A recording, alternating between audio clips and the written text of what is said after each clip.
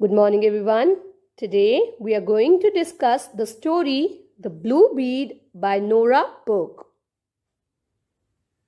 So by the end of this video, you will be able to learn about the author of the story The Blue Bead, that is Nora Burke, learn about the story in detail. Let us quickly read about the author. Nora Eileen Burke was a well-known novelist and non-fiction writer famous for her descriptions of life in India during the early 20th century. Her father, Redmond St. George Burke, was a forest officer in India, and her early childhood was spent traveling through the Indian forests, often on elephant back. So children, this is Nora Burke, the author of the story The Blue Bead. The Indian jungle and her interaction with its wild animals inspired her autobiographical travel books, Jungle Child, 1956, 11 Leopards, 1965, and Midnight Forests, 1966. She also wrote a short story, Journey by Night. Now children, what is the meaning of interactions? Interactions means dealings. So children, Nora Burke had a distinct knowledge about jungle and its ways. And this story, The Blue Bead, clearly depicts her close interaction with jungle and its wild animals. Let us read about the story, The Blue Bead. The Blue Bead is a story of a 12-year-old Indian girl who saves the life of a Gujjar woman from the crocodile. It revolves around Sibia, the young girl who is marked for work. During her childhood, she husked corn, gathered sticks, and put dung to dry, cooked food, and cut grass for fodder. Let us quickly discuss the meanings, children. Revolves, it means moves around. Husked corn, it means removed the shell of corn. So children, it is a short story by Nora Burke which is centered on a 12-year-old Indian young girl, Sibia. She saved the life of a Gujjar woman from a crocodile which lived in the river for a long time. During her childhood, Sibia did all kinds of work like husking corn, gathering sticks, putting dung to dry, cooking food, and cutting grass for fodder.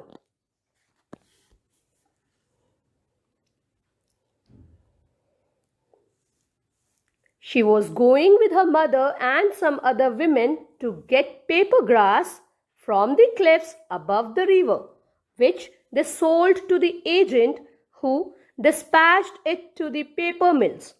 Let us quickly discuss the meanings, children. Paper grass, it is the grass which is present on the cliffs above river. Cliffs, a high steep area like that of a rock. Dispatched means to send. Paper mills, a factory in which paper is manufactured. So this girl with her mother and some other women went to collect the paper grass from the cliffs above the river, which they sold to the agent who further sold it to the paper mills. The women followed the dusky track towards the river. On the way, they passed a Gujjar encampment of grass huts where the nomadic graziers lived. The Gujjars were junglis, as Sibia was too, born and bred in the forest. Let us discuss the meanings, children. Dusky refers to dull and dark. Track means path. Encampment, a place where a group lives. Nomadic, people who move about. Graziers, people who graze animals.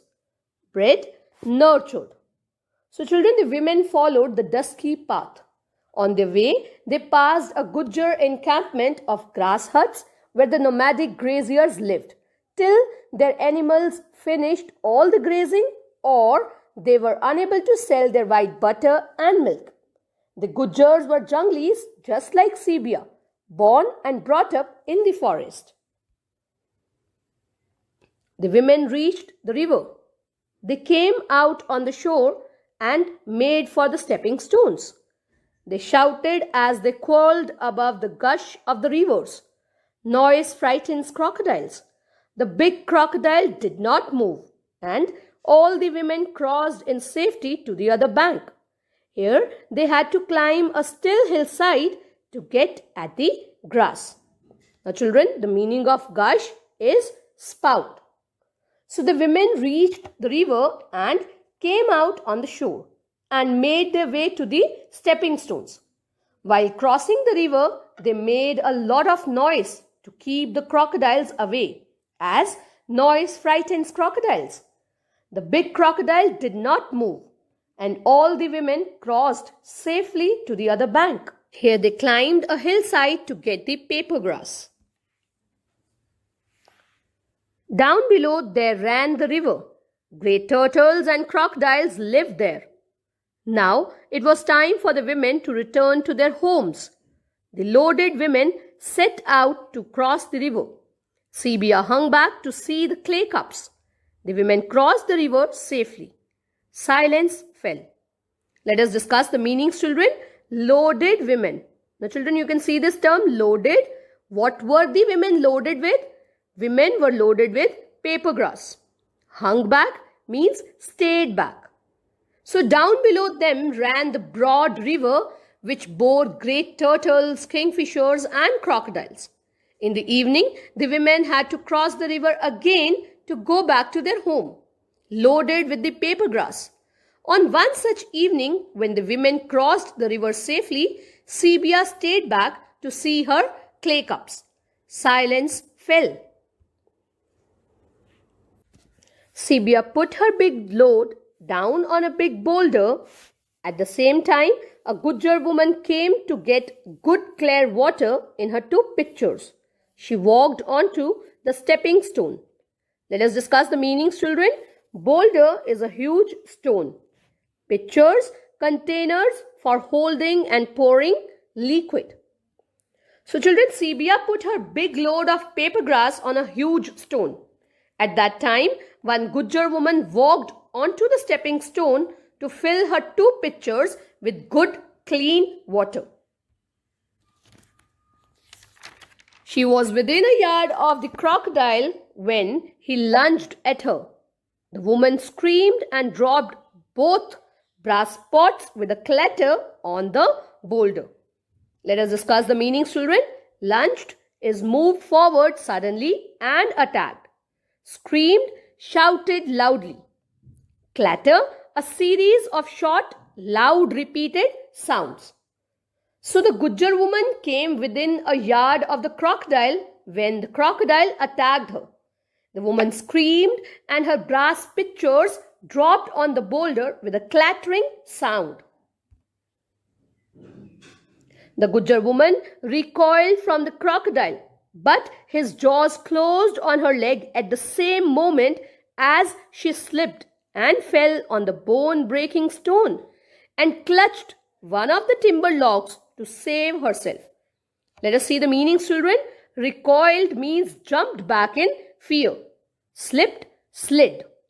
Clutched, held. So the Gujjar woman recoiled from the crocodile, but his jaws closed on her leg at the same moment she slipped and fell on the stone. It was a bone-breaking stone. That means she must have broken her bone. She held one of the timber logs to save herself. You can see the woman was attacked by the crocodile. The log jammed between two boulders with the woman clinging to it and screaming while the crocodile pulled on her leg and tried to carry her off into the depth of the pool. Blood spread everywhere. Sibia sprang. She aimed at the reptile's eyes. Let us discuss the meanings, children. Jammed means got stuck. Clinging means hanging. Sprang means jumped. Reptile, here it refers to crocodile. So the log got stuck between two big boulders with the woman hanging onto it. and shouting in pain, while the crocodile pulled on her leg and dragged her into the depth of the pool. Blood spread everywhere. Sibia watched this and jumped into action. She sprang. She aimed at the eyes of the crocodile. With all the force of her little body, she drove the hayfork at the eyes, and the crocodile reared in convulsion and then disappeared. Let us discuss the meanings, children. Hayfork, a farm tool with a long handle with sharp prongs used for lifting hay. Reared, jumped back. Convulsion, it's a movement which is violent and shaking. Disappeared, got away from the sight. So this is a hayfork, children. You can see these are prongs. Each one is called a prong, right? So this entire one is called a hayfork. So Sibia drove the hayfork with all the force of her little body at the eyes of the crocodile. One pointed part, that is this prong, went in the crocodile's eyes. The crocodile crashed back and disappeared. Sibia got her arms round the fainting woman and somehow dragged her from the water. She stopped her wounds with sand and bound them with rag and helped her home to the Gujjar encampment. Sibia saved the woman from the crocodile. Let us discuss the meanings, children. Fainting, losing consciousness. Dragged, pulled. Stopped her wounds. Stopped the wounds from bleeding. Bound, tied. So Sibia got her arms around the fainting woman and somehow dragged her out of the water. She stopped her oozing blood with sand and tied the wounds with rag and took her to her home, that is the Gujjar encampment. Thus, she saved the life of a Gujjar woman from the crocodile. Let us read the summary of the chapter, The Blue Bead. The Big Crocodile. The story, The Blue Bead, begins with the detailed description of the crocodile before shifting to Sibia, a 12-year-old Indian girl. The crocodile lived in a great Indian river. He was twice the length of a tall man. So children, the story, The Blue Bead, begins with a detailed description of a mugger crocodile. And then it shifts to Sibia, a 12-year-old Indian child woman. The crocodile lived in a great Indian river. It was twice the length of a tall man. The crocodile rested in the glassy shallows among logs and balanced there on tiptoe on the rippled sand. Let us discuss the meanings, children. Glassy shallows means glass-like shallow area in water. It is also metaphor. Tiptoe, the position of being balanced on the balls of the feet and toes with the heels raised. Rippled means lightly covered with small waves. So the crocodile rested in glass-like shallow area in water among the logs and balanced with its toes and heels on the rippled sand. The crocodile, blackish brown above and yellow-white under, lay motionless, able to wait forever till food came. He was a ferocious and formidable animal. His mouth was closed and fixed in that evil, bony smile. Let us discuss the meanings, children. Motionless, without any movement. Ferocious, fearful. Formidable, very powerful. Evil, bony smile, a smile everyone is scared of. So the crocodile was blackish brown in color above and yellow white under. The blackish brown color was its inch thick armored hide, while the yellow white was its vulnerable area. It lay motionless, able to wait forever till food came. It was a very powerful and fearful animal. Its mouth was closed and fixed in a smile which everyone was scared of. Escaping the birds of prey and the great carnivorous fishes that ate baby crocodiles, he had prospered, catching all the food he needed and storing it till putrid in holes in the bank. Let us discuss the meanings, children. Escaping, managing to get away. Prey, Predators. prospered, grown. Putrid, decayed with disgusted smell. So this crocodile had managed to escape from predators. And the great carnivorous fishes which ate the baby crocodiles.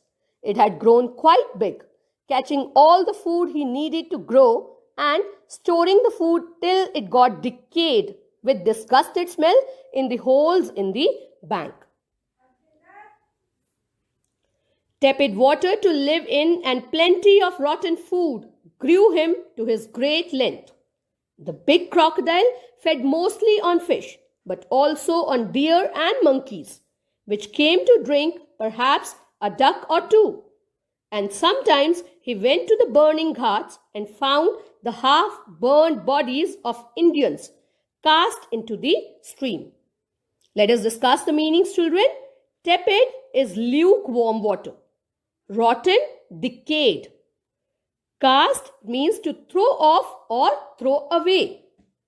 So children, the lukewarm water and plenty of decayed food had helped this crocodile to grow into a great length.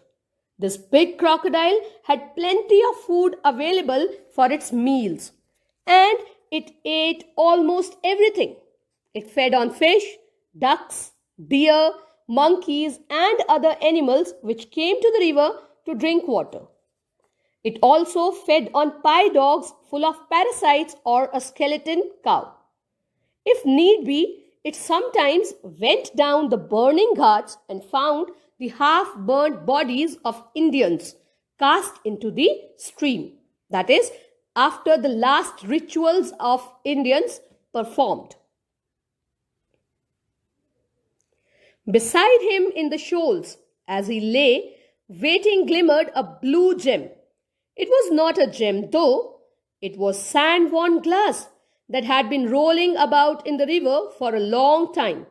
By chance, it was perforated right through the neck of a bottle, perhaps a blue bead. Let us discuss the meanings, children. Shoals, sandbank or sandbar. Glimmered, shone. Perforated means pierced. Beside the crocodile, as he lay waiting for his food or relaxing on the sandbank, there was a blue bead shining brightly. It was not a gem. It was actually a sand-worn glass which had been rolling about in the river for quite a long time. By chance, it must have been pierced through the neck of the bottle and came out. Being blue in color, it looked like a blue bead. Sibia's poor life. In a village, there lived a little girl in a mud house. She came out of her mud house after eating her last meal. She was dressed in an earthen-colored rag. She was 12 years old girl and had great eyes and ebony hair. Let us discuss the meanings, children. Earthen-colored, brown. Ebony, black. So in a village near the river, there lived a village girl. She had been living in a mud house. She was dressed in brown-colored rag. She was a 12 years old girl with great eyes and black hair. She was eating her last meal, that is, a chapati wrapped round a smear of green chili and butter. She was barefoot and born to toil. She was poor and had never owned anything but a rag. She had never owned even one anna. She knew what finery was though. Now children, let us discuss the meanings. Barefoot, wearing no footwear. Toil, work hard.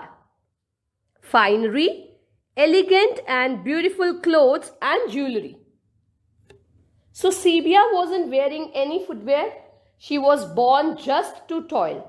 She was poor and had not owned anything except a rag. She had never even owned an anna, that is, a currency that was used earlier in India. she still knew what elegant and beautiful things were. Sibia's visit to the bazaar. She had been with her parents and brothers through the jungle to the little town at the railhead, where there was a bazaar. Railhead, children, railhead is a point on railway from which roads and other transport routes begin. Sibia had often gone through the jungle to the little town at the railhead with her parents and brothers. This is where the bazaar was located. She had visited the bazaar and liked several things in the bazaar. She had stood before the sweet meat stall to gaze at the brilliant confections. Let us discuss the meanings, children. Sweet meat, an item of confectionery or sweet food. Gaze, look continuously. Confections, sweet dish or delicacy. So Sibia had visited the bazaar and liked various things there. She stood before a sweetmeat stall and gazed at the brilliant green and magenta honey sweet dishes. She had stood before the cloth shop and liked satin with real silver thread. She had seen the tin trays and a sari which had got chips of looking glass embroidered in the border. She liked them. She had seen several other wonderful things of the world in the bazaar, but there was no end to the wonders of the world. Let us discuss the meanings, children. Satin, it's a type of smooth, silky cloth. So Sibia also stood before the cloth stall and liked the brilliant satin cloth with real silver thread. She also liked tin trays and a sari, which had embroidered border with looking glass strips. She also liked various other wonders in the bazaar. There was no end to the wonders of the world. Sibia's hard life. Sibia, the poor girl, was marked for work. During her childhood, she husked corn, gathered sticks and put dung to dry, cooked food and cut grass for fodder. She was going with her mother and some other women to get paper grass from the cliffs above the river to sell it to the agent who would dispatch it to the paper mills. Let us discuss the meanings, children. Husk means remove the shell. Fodder, a coarse food for cattle. Cliff, a high steep area of rock. Dispatch, to send something to a place. Sibia, the poor girl, was marked for work. There seemed to be no rest in her life as she had been performing all the household tasks from husking corn to gathering sticks, from putting dung to dry to cook food and cut grass for fodder. She was accustomed to the toils of daily life. It was Sibia's regular routine to go to get paper grass from the cliff above the river with her mother and other women of the community. They sold this grass to the agent who then dispatched it to the paper mills. The women followed the dusky track towards the river. On their way, they passed a Gujjar encampment of grass huts where the nomadic graziers lived. Sibia glanced at the Gujjar women as she went past. Let us see the meanings, children. Dusky, dull and dark. Encampment, a place where a group lives. Nomadic, people who move about. Graziers, people who graze animals. Glanced, looked at. So the women followed a dusky path towards the river. On their way, they came across camps of grass huts in which resided the Gujjars. They were nomadic graziers. Sibia looked at the Gujjar women as she went towards the cliff.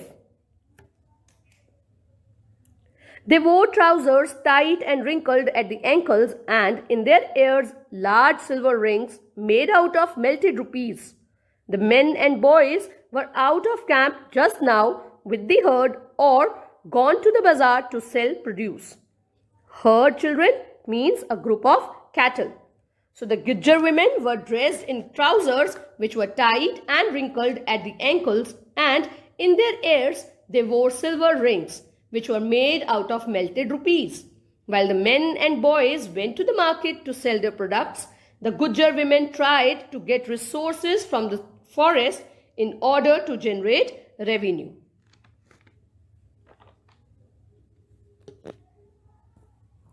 The Gujars were junglis as Sibia was too, born and bred in the forest. The women reached the river and could hear it rushing along. They came out on the shore and made for the stepping stones. They had plenty to laugh and bicker about.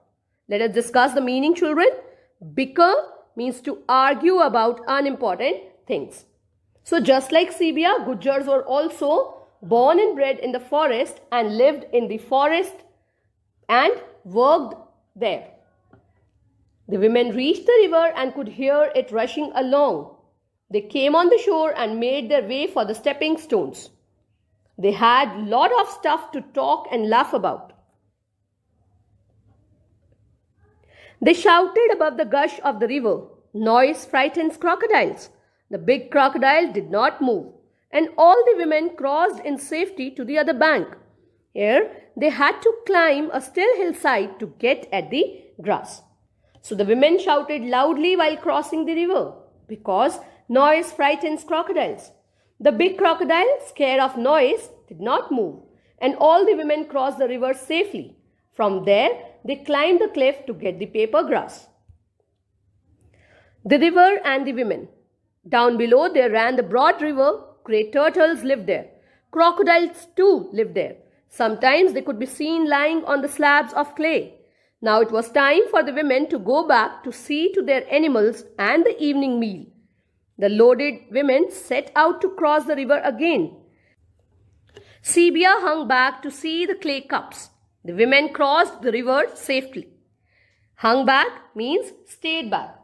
So down below the cliff ran the river in which great turtles, kingfishers and crocodiles lived. Sometimes the crocodiles could be seen lying on the slabs of the clay. Now it was the time of evening, so the women started going back to their home to take care of their animals and make the evening meal. The women, loaded with paper grass, set out to cross the river again. Sibia stayed back to have a look at her clay cups. The women crossed the river safely. That is all for the day today, children. We'll continue the summary in the next video. For your homework, do the homework given to you in your SNAP homework. Thank you.